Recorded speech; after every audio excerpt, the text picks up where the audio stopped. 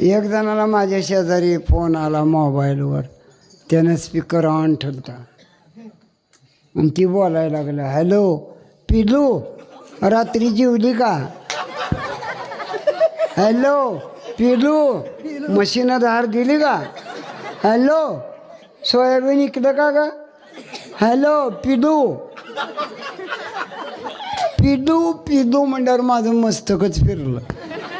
त्याला म्हणलं ही पिलू कोण आहे रे तुझं?